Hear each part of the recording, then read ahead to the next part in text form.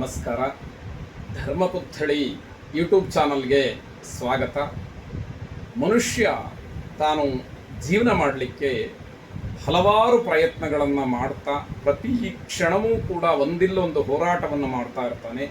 ಅದರ ಉದ್ದೇಶ ತಾನು ಇವತ್ತು ಚೆನ್ನಾಗಿರಬೇಕು, ಭವಿಷ್ಯ ಒಳ್ಳೆಯದಾಗಿರಬೇಕು ಅಂತಕ್ಕಂಥದ್ದು.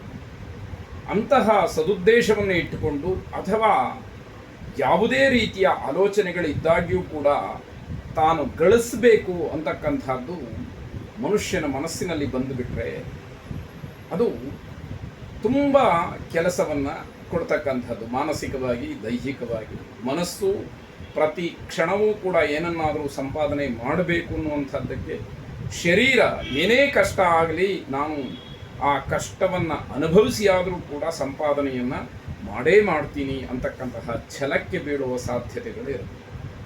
ಆದರೆ ಆ ರೀತಿ ಸಂಪಾದನೆ ಮಾಡಿದ್ರಲ್ಲಿ ಯಾವುದು ಶ್ರೇಷ್ಠವಾದಂಥದ್ದು ಅನ್ನೋದಕ್ಕೆ ನಮ್ಮ ಹಿರೀಕರು ಒಂದು ಮಾತನ್ನು ಬಹಳ ಮಾರ್ಮಿಕವಾಗಿ ಹೇಳಿರ್ತಕ್ಕಂಥದ್ದು.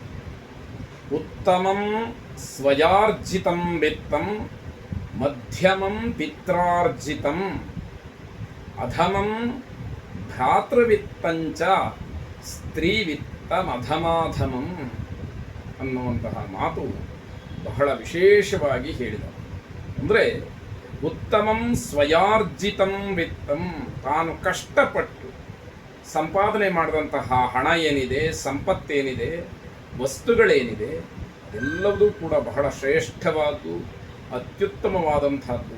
ಯಾಕೆ ಅಂತಂದರೆ ಆ ಒಂದು ಹಣದಲ್ಲಿ, ಗಳಿಕೆಯಲ್ಲಿ, ಸಂಪತ್ತಿನಲ್ಲಿ ತನ್ನ ಬೆವರ ಹನಿ ಪ್ರತಿಯೊಂದು ಅಂಶದಲ್ಲೂ ಕೂಡ ಇರುವಂಥದ್ದು. ಹಾಗಾಗಿ ಅದು ಉತ್ತಮವಾದ್ರಲ್ಲಿ ಉತ್ತಮವಾದ, ಶ್ರೇಷ್ಠವಾದ್ದು, ಅತ್ಯುತ್ತಮವಾದ್ದು. ಹಾಗೆ ಮಧ್ಯಮಂ ಪಿತ್ರಾರ್ಜಿತಂ, ಪಿತ್ರಾರ್ಜಿತವಾದಂತಹ ಆಸ್ತಿ ಆಗಿರಬಹುದು, ತಂದೆ ಮಾಡಿಟ್ಟಿದ್ದಂತಹ ಯಾವುದೋ ಸಂಪತ್ತಾಗ್ಬೋದು, ಹಣ ಆಗ್ಬೋದು, ಚಿನ್ನಾಭರಣಗಳಾಗ್ಬೋದು, ಬೇರೆ ದ್ರವ್ಯಗಳಾಗ್ಬೋದು, ಪಾತ್ರೆಗಳಾಗ್ಬೋದು, ಅಥವಾ ಇನ್ಯಾವುದೇ ವಸ್ತುಗಳು ಆಗಬಹುದು. ಅದು ಮಧ್ಯಮ ಅಂತ ಹೇಳು ಅಷ್ಟೊಂದು ಶ್ರೇಷ್ಠ ಅಲ್ಲ. ತಾನು ಅರ್ಜನೆ ಮಾಡಿದಷ್ಟು, ತಾನು ಸಂಪಾದನೆ ಮಾಡಿದಷ್ಟು ಶ್ರೇಷ್ಠ ಅಲ್ಲ, ಅದರ ನಂತರದ್ದು ಅಂತ ಹೇಳು. ಹಾಗೆ ಅಧಮಂ ಭ್ರಾತೃವಿತ್ತಂಚ, ಅಣ್ಣ ತಮ್ಮಂದರು ಕಷ್ಟಪಟ್ಟು ಸಂಪಾದನೆ ಮಾಡಿದಂತಹದ್ದು ಏನಿದೆ, ಆ ದ್ರವ್ಯವನ್ನಾಗಲಿ, ವಸ್ತುವನ್ನಾಗಲಿ, ವಾಹನವನ್ನಾಗಲಿ, ಹಣವನ್ನಾಗಲಿ, ಬಟ್ಟೆ ಬರಿಯನ್ನಾಗಲಿ ತಾನು ಉಪಯೋಗ ಮಾಡಿಕೊಳ್ತಕ್ಕಂಥದ್ದು, ಅದರಿಂದ ಜೀವನವನ್ನು ನಡೆಸ್ತಕ್ಕಂಥದ್ದೇನಿದೆ ಅದು ಬಹಳ ಅಧಮವಾದಂಥದ್ದು, ಕೆಟ್ಟದ್ದು, ನೀಚವಾದಂಥದ್ದು, ನಿಕೃಷ್ಟವಾದಂಥದ್ದು. ತಾನು ಆ ರೀತಿಯಲ್ಲಿ ಬದುಕುವಂಥದ್ದು ಶ್ರೇಯಸ್ಕರ ಅಲ್ಲ ಅನ್ನುವಂಥದ್ದು. ಇದು ಯಾರಿಗನ್ವಯಿಸುತ್ತೆ ಅಂತಂದರೆ, ಯಾರಿಗೆ ದೈಹಿಕವಾಗಿ, ಮಾನಸಿಕವಾಗಿ ಪರಿಪೂರ್ಣವಾದಂತಹ ಶಕ್ತಿ ಇದೆಯೋ ಅಂಥವರಿಗೆ ಇದು ಪರಿಪೂರ್ಣವಾಗಿ ಅನ್ವಯಿಸ್ತಕ್ಕಂಥದ್ದು. ದೇಹದಲ್ಲಿ ಏನೋ ನ್ಯೂನತೆಯೋ ಅಥವಾ ಯಾವುದೋ ನಿರಂತರವಾದಂತಹ ರೋಗವೋ ಅಥವಾ ಅಂಗವಿಹೀನರೋ ಇಂಥವರಿಗೆ ಇದು ಅನ್ವಯ ಆಗದೇ ಇರತಕ್ಕಂಥದ್ದು. ಇದರ ಜೊತೆಯಲ್ಲಿ ಸ್ತ್ರೀವಿತ್ತಮ ಅಧಮಾಧಮಂ, ಒಂದು ಹೆಂಗಸಿನಿಂದ ದುಡಿಸಿಕೊಂಡು ತಿನ್ನುವಂಥದ್ದೇನಿದೆ ಅದು ಬಹಳ ಬಹಳ ನೀಚಾತಿ ನೀಚವಾದಂಥದ್ದು, ತುಂಬ ನಿಕೃಷ್ಟವಾದಂಥದ್ದು. ಅದು ಯಾವುದೇ ಕಾರಣಕ್ಕೂ ಸರ್ವಥೇಪಿ ಆ ರೀತಿ ಮಾಡಬಾರದು ಅನ್ನುವಂತಹ ಆದೇಶ. ಹೆಣ್ಣು ಮಗುವನ್ನು ಅಥವಾ ಹೆಣ್ಣು ಮಗಳನ್ನು, ಮಾತೆಯನ್ನು ನಾವು ಶ್ರಮಪಡಿಸಿ ಕಷ್ಟಪಟ್ಟು ದುಡಿದು ನಮಗೆ ಹಾಕುವಂತೆ ಮಾಡುವಂಥದ್ದಿದೆಯಲ್ಲ, ಅದು ಅಕ್ಷಮ್ಯ ಅನ್ನುವ ಅರ್ಥದಲ್ಲಿ ಹೇಳಿರುವಂಥದ್ದು. ಈ ಮಾತನ್ನು ಗಮನಿಸಿದಾಗ ಸ್ತ್ರೀಗೆ ಎಷ್ಟು ಉನ್ನತವಾದಂತಹ ಸ್ಥಾನಮಾನವನ್ನು ನಮ್ಮ ಪೂರ್ವಿಕರು ನೀಡಿದ್ರು ಅನ್ನುವಂಥದ್ದು ಕೂಡ ಅರ್ಥ ಆಗುವಂಥದ್ದು. ಆ ದೃಷ್ಟಿಕೋನದಲ್ಲಿ ಈ ಶ್ಲೋಕವನ್ನು ಅರ್ಥ ಮಾಡಿಕೊಳ್ಬೇಕಾದಂಥದ್ದು ಕೂಡ.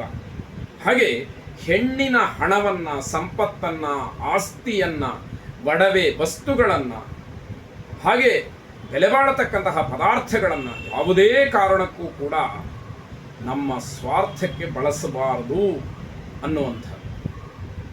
ತಾಯಿಯೋ, ಅಜ್ಜಿಯೋ ಅಥವಾ ಹಿರಿಯರಾದಂತಹ ಸ್ಥಾನಮಾನದಲ್ಲಿರ್ತಕ್ಕಂಥವರು ಆಶೀರ್ವಾದಪೂರ್ವಕವಾಗಿ ಅವರಾಗೇ ಕೊಟ್ಟರೆ ಅದಕ್ಕೆ ಬೆಲೆ ಇರತಕ್ಕಂಥದ್ದು. ಅದನ್ನು ಹೊರತಾಗಿ ನಾವೇನಾದರೂ ಅದಕ್ಕೆ ಆಸೆ ಪಟ್ಟು ಅದನ್ನು ನಮ್ಮದಾಗಿಸಿಕೊಂಡು ವಿನಿಯೋಗ ಮಾಡಿಕೊಂಡ್ರೆ ಅದಕ್ಕೆ ಯಾವುದೇ ರೀತಿಯ ಪುಣ್ಯ ಫಲ ಅಂತಕ್ಕಂಥದ್ದು ಇಲ್ಲ. ಬಹಳ ಕಷ್ಟದಿಂದ ನಮ್ಮ ಜೀವನವನ್ನು ಸವಸಬೇಕಾದಂತಹ ಪರಿಸ್ಥಿತಿ ಬರಬಹುದು ಅನ್ನುವಂತಹ ಎಚ್ಚರಿಕೆಯೂ ಕೂಡ ಈ ಶ್ಲೋಕದಲ್ಲಿ ಅಡಗಿರತಕ್ಕಂಥದ್ದು. ಆದ್ದರಿಂದ ನಾವೆಲ್ಲರೂ ಕೂಡ ನಮ್ಮ ಕೈಕಾಲು ಗಟ್ಟಿಯಾಗಿರುವಾಗ ಕಷ್ಟಪಟ್ಟು ದುಡಿದು ಒಂದಷ್ಟು ಹಣವನ್ನು ಧರ್ಮ ಮಾರ್ಗದಲ್ಲಿ ಸಂಪಾದನೆ ಮಾಡಿ ನಮ್ಮ ಮನೋರಥಕ್ಕೆ ಅನುಗುಣವಾಗಿ ಖರ್ಚನ್ನು ಮಾಡಿ ಒಂದಷ್ಟು ಆಪದ್ಧನವಾಗಿ ಇಟ್ಟುಕೊಂಡು ನಮಗೆ ಯಾವಾಗ ದೈಹಿಕವಾಗಿ ಮಾನಸಿಕವಾಗಿ ನಾವು ಕುಂದುತ್ತೇವೋ ಅಶಕ್ತರಾಗ್ತಾ ಹೋಗ್ತೇವೋ ಅಂತಹ ಸಂದರ್ಭದಲ್ಲಿ ಆಪದ್ಧನವನ್ನು ವಿನಿಯೋಗ ಮಾಡಿಕೊಳ್ತಕ್ಕಂತಹ ಪ್ರಯತ್ನ ನಿಜವಾದ ಮನುಷ್ಯನದ್ದು ಅನ್ನುವಂತಹ ಒಂದು ನೀತಿ ಪಾಠ ಈ ಶ್ಲೋಕದಿಂದ ಸಿಗ್ತಕ್ಕಂಥದ್ದು. ಶುಭವಾಗಿದೆ.